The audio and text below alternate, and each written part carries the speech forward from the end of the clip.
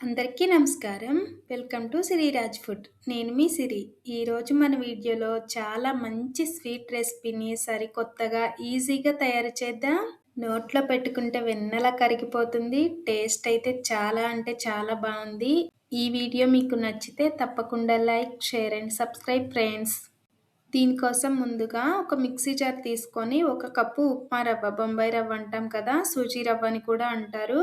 ఆ ఉప్మా రవ్వని 1 కప్పు వేసుకొని కొంచెం మెత్తగా అయ్యేలా మిక్సీ పట్టుకోవాలి. ఇలా మన వీడియోలో చూపిస్తున్న విధంగా రవ్వ ఉంటే సరిపోతుంది. దీన్ని పక్కన పెట్టేసి గ్యాస్ మీద కళాయి కానీ గిన్నె కానీ పెట్టుకొని 1 కప్పు రవ్వకి 2 కప్పుల పాలు పోసి పాలు ఒక పొంగొచ్చే వరకు మరిగించుకోవాలి. మనం పెట్టిన పాలైతే ఒక పొంగొచ్చినాయి కదా, ఇప్పుడు మనం ముందు మిక్సీ పట్టి పెట్టిన బొంబాయి రవ్వని వేసి gas medium to high flame adjust చేసుకుంటూ రవ్వ ఉండలు కట్టకుండా కలుపుకోవాలి. రవ్వ పాలల్లో మంచిగా ఉడికిపోయి ప్యాన్ నుంచి సపరేట్ అయ్యే వరకు దీన్ని ఉడికించుకోవాలి. టేస్ట్ బ్యాలెన్స్ చేయడానికి కొంచెం ఒక చిటికెడు ఉప్పు వేయాలి. ఏ స్వీట్ అనే కాదు, ఏ స్వీట్లోనైనా కొంచెం ఉప్పు వేసామంటే స్వీట్ టేస్ట్ అనేది బాగుంటుంది.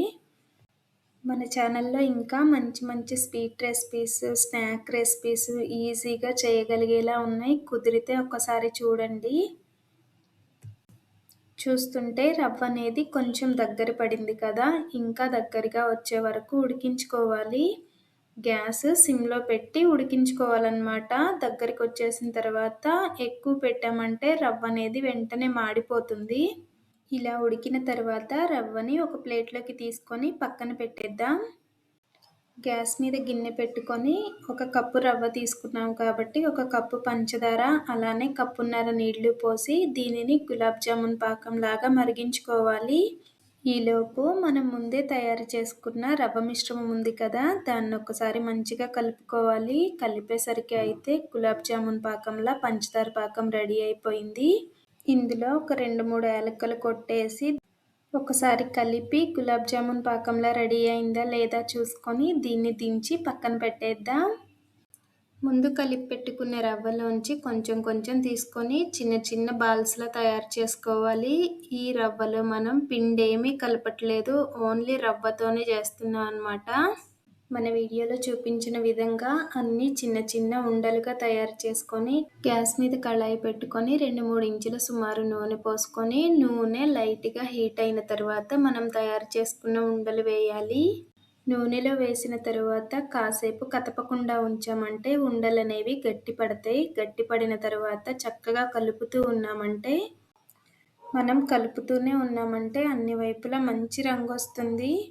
షాపుల్లో కొనుక్కొచ్చే గులాబ్ జామున్ ప్రీమిక్స్తో తయారు చేసిన గులాబ్ జాములు అయినా అప్పుడప్పుడు పగులుడు వస్తూ ఉంటాయి, కానీ ఇలా రవ్వతో చేసామంటే అస్సలు పగలనే పగలవు. ఒకసారి ట్రై చేసి చూడండి. గ్యాస్ మీడియం ఫ్లేమ్లో పెట్టుకొని ఇలా వేయించామంటే చక్కగా అన్ని వైపులా మంచిగా వేగిపోతాయి అన్నమాట. కలుపుతూనే ఉండాలి. చాలా తక్కువ టైమే పడుతుంది ఇవి వేగడానికి. ఇప్పుడైతే కలర్ వచ్చేసినాయి కదా, వీటిని తీసి మనం ముందు తయారు చేసుకున్న పంచదార పాకం ఏమైనా చల్లారినట్టుగా అనిపిస్తే ఒక్కసారి వేడి చేసుకొని ఈ ఉండలు అందులో వేసి ఒక 10 నిమిషాలు పక్కన పెట్టాలి. చూడండి, అసలు ఎక్కడ పగుళ్ళు కూడా రాలేదు కదా. 1 కప్పు రవ్వ ఉంటే చాలు, పిల్లలకి మంచిగా స్వీట్ అడిగితే అప్పటికప్పుడే చేసి ఇవ్వచ్చు. ఈ వీడియో మీకు ఎలా అనిపించిందో కామెంట్ చేయండి. ఈ వీడియో మీకు నచ్చితే తప్పకుండా లైక్ చేయండి, షేర్ చేయండి, సబ్స్క్రైబ్ చేయండి. రేపు ఇంకో మంచి వీడియోతో మళ్ళీ కలుసుకుందాం. By bye friends.